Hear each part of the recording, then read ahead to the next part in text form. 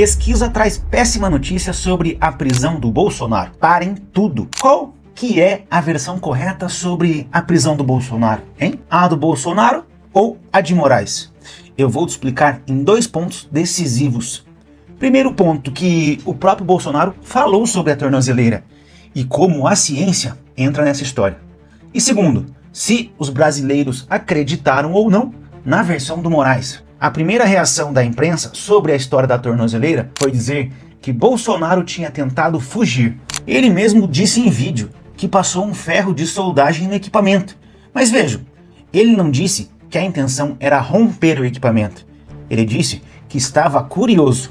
À primeira vista, alguém pode dizer, isso é uma declaração bizarra. Não é. Mas ao mesmo tempo, se ele quisesse romper a tornozeleira para fugir, bastava passar um alicate na fivela. Dê uma olhadinha aqui comigo na imagem da tornozeleira publicada pela Gazeta. Bastava passar um alicate, não ali na área que é o cérebro da tornozeleira, mas na fivela. Tem várias fotos na internet de outros presos que romperam simplesmente passando o alicate na fivela. Não faz sentido esse tipo de dano que você está vendo aí na imagem. Na tela em que é perceptível que o Bolsonaro tentou fazer foi abrir o cérebro do equipamento. Aquela caixinha foi tirar a capa dele. O Bolsonaro não faz o tipo, não tem cara de ser um hacker que ia abrir a tampa para hackear o equipamento. A justificativa do Bolsonaro começa a parecer plausível.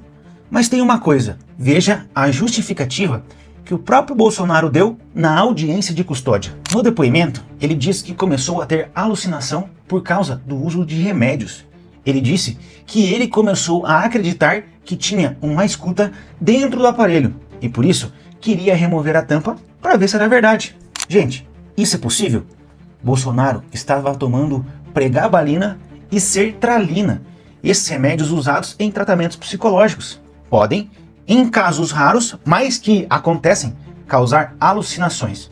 Eu quero te apresentar um artigo publicado na revista Psiquiatria Europeia. Os autores relatam expressamente um caso de delírio e alucinação de um paciente que usou sertralina, igualzinho ao Bolsonaro. É exatamente um dos remédios que ele estava tomando. Tá, e a pregabalina? Esse aqui não causa? Vamos ver esse artigo publicado na revista Arquivos de Neuropsiquiatria.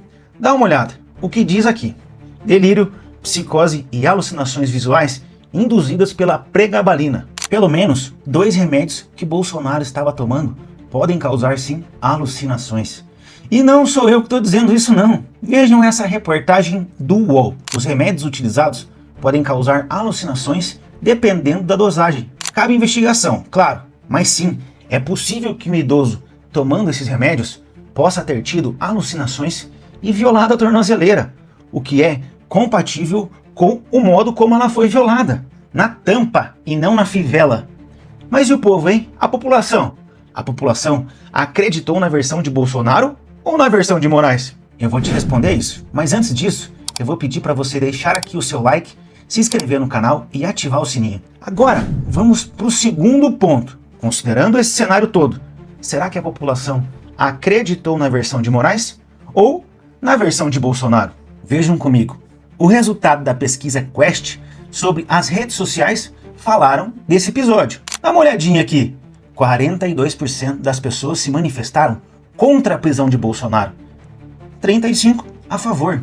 A maioria das manifestações foram absolutamente contra. Isso prova que a população entende que a prisão do Bolsonaro foi injusta por várias razões, inclusive diante da justificativa que a defesa apresentou. Outra razão é o fato de Alexandre de Moraes ter decretado a prisão preventiva de uma pessoa que já estava cercada numa casa, cercada por policiais, monitorada 24 horas por dia.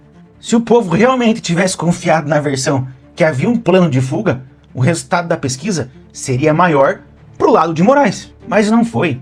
Lembre-se, quando foi decretada a prisão domiciliar, lá atrás, em agosto, a mesma Quest, disse que 55% da população avaliaram a prisão de Bolsonaro como justa. Em agosto, 55% da população estava do lado da decisão de Moraes. Agora, as coisas claramente se inverteram. A narrativa não colou. O fato é que a justificativa da tornozeleira é frágil e a reação da população foi de repúdio à decisão. Qual é a sua conclusão? Você acha que a versão da alucinação é mais provável? Deixe seu comentário agora, me diga o que você acha que realmente aconteceu com esta questão da tornozeleira.